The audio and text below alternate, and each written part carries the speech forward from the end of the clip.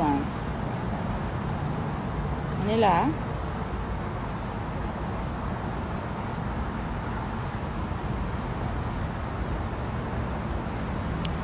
Une chose que j'aime pas, c'est des mensonges et c'est des bêtises autour de mes enfants. Il y a beaucoup de choses que je peux laisser passer, mais pas quand on blague avec mes enfants et pas quand on blague avec moi en tant que mère.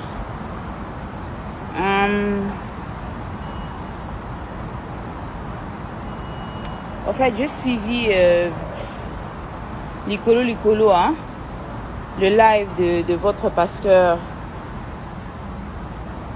Et tu sais, hein, c'est dommage. Parce que si nous sommes arrivés à un stade où je voulais quand même avoir un peu de paix pour les enfants et tout, c'était pour beaucoup plus les enfants. Hein. C'était pour beaucoup plus les enfants.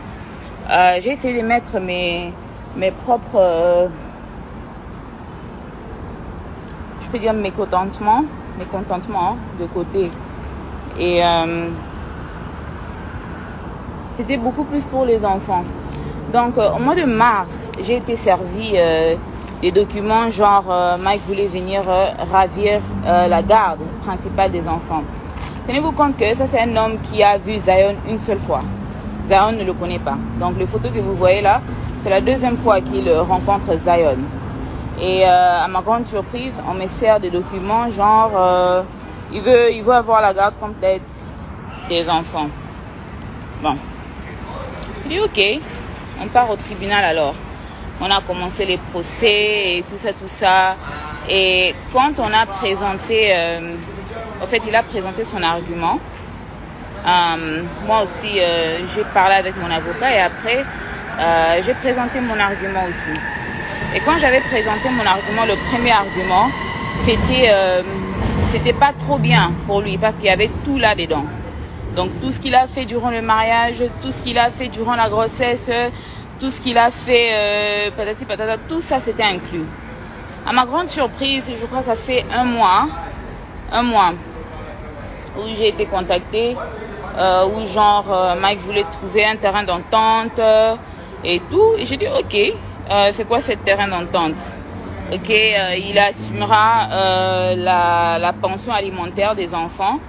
Et moi, tout ce que j'ai besoin de lui, c'est d'être présent pour ces enfants qui soient là.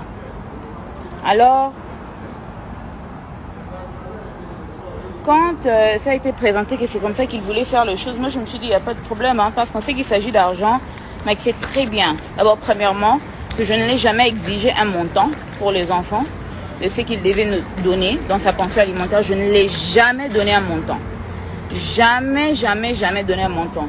Tout ce qu'il pouvait donner, il pouvait le donner. Moi, ce que j'avais besoin de lui, c'est sa présence dans la vie de ses enfants. Rien à voir avec l'argent, rien à voir avec tout ça. Je voulais qu'il soit présent pour ses enfants. Alors, quand j'ai reçu... c'était bizarre, au fait. Parce que Mike parle au nom, je suis en contact avec mes enfants depuis le mois de janvier, c'est faux. D'abord, Mike n'a pas été en contact avec ses enfants depuis hier. Hier, quand il a vu ses enfants, c'est quand il a été en contact avec eux.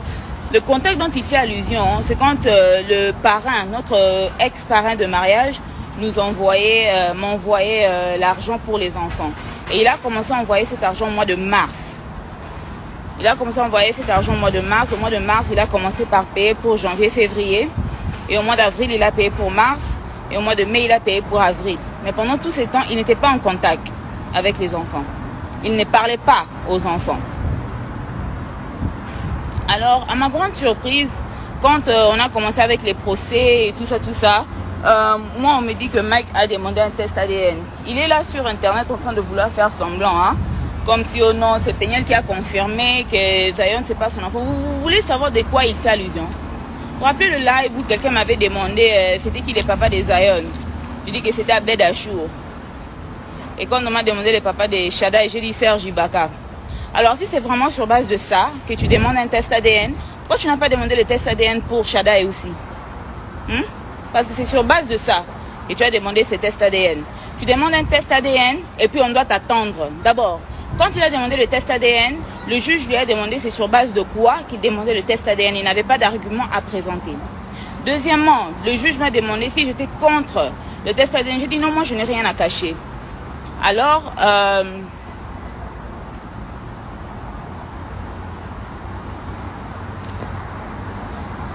le juge, il a order le test ADN. Alors le test ADN c'était $550. Et il a dit à Mike que comme c'est lui qui demande le test ADN, c'est lui qui devra payer pour ça. Je dis il n'y a pas de problème, qu'on me donne juste la date pour aller faire le test ADN en question. Moi je suis partie, je suis arrivée sur place pour qu'on prélève le sang de Zion. J'arrive sur place, on me dit qu'il n'y a pas moyen de prélever le sang de Zion parce que le test n'a pas été payé. Et c'est comme ça que je demande le test n'a pas été payé comment? Oh non, le papa n'a pas payé le test. Nous on est rentré à la maison, ils m'ont dit oh non toi tu peux payer et lui je pense qu'il te rembourse. Je dis jamais de la vie. $500 c'est beaucoup d'argent. Moi je ne vais pas payer pour ça. Alors ça c'était la première fois. On avait même un autre procès qui était venu même après ça et le juge nous a demandé pourquoi on n'a pas fait le test ADN. Et c'est comme ça que j'ai expliqué qu'on n'a pas fait le test ADN parce que la personne qui devait payer le test ADN ne l'a pas payé. Et le juge a donné une autre date pour faire le test ADN. Alors quand on est parti faire le test ADN la deuxième fois, Mike avait payé, mais il n'est pas parti pour faire le test ADN, il est rentré au Congo pour ses projets, pour je ne sais pas quoi. Et il y a eu un autre trial date qui est venu et le juge a demandé encore pourquoi le test ADN ne s'est pas fait. Et c'est comme ça qu'en ce moment-là, comme c'était payé, j'avais déjà amené Zion pour qu'on le prélève le sang et tout ça. Mais Mike n'était toujours pas parti pour se présenter. Alors, c'est un peu ça l'histoire autour du test ADN.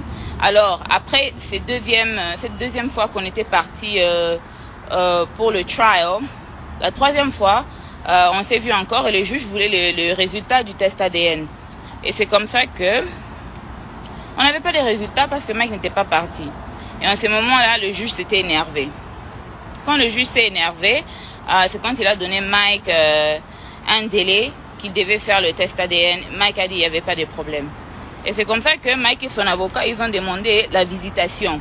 Et le juge a demandé à Mike, comment se fait-il que tu veux demander la visitation pour un enfant que tu nies? Et c'est comme ça que le juge a dit que moi je ne peux pas donner l'ordre à la maman de faire un test, de lui forcer au fait de faire la visitation, de te permettre la visitation parce que un test ADN ne s'est pas encore fait et tu n'auras pas la visitation avec un enfant sans avoir la visitation avec l'autre enfant.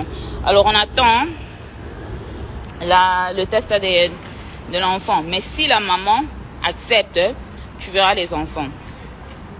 Alors, c'est comme ça que le juge m'a demandé, tu permets? J'ai dit oui, il n'y a pas de problème, moi je permets. Parce que, au fait, le but n'était jamais de garder Mike loin de ses enfants.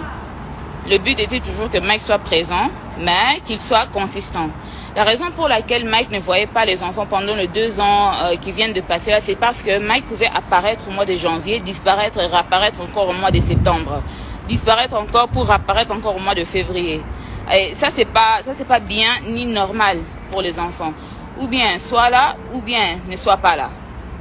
Et vous pouvez même voir dans les photos qu'il a même pris avec les enfants, dans le live qu'il a fait avec les enfants. D'abord, toi si tu n'as pas vu tes enfants, ça fait 2 ans. Si tu n'as pas vu ton ami, même ta famille pendant 2 ans, ton premier réflexe, le réflexe d'une personne normale, ne sera pas de commencer un live.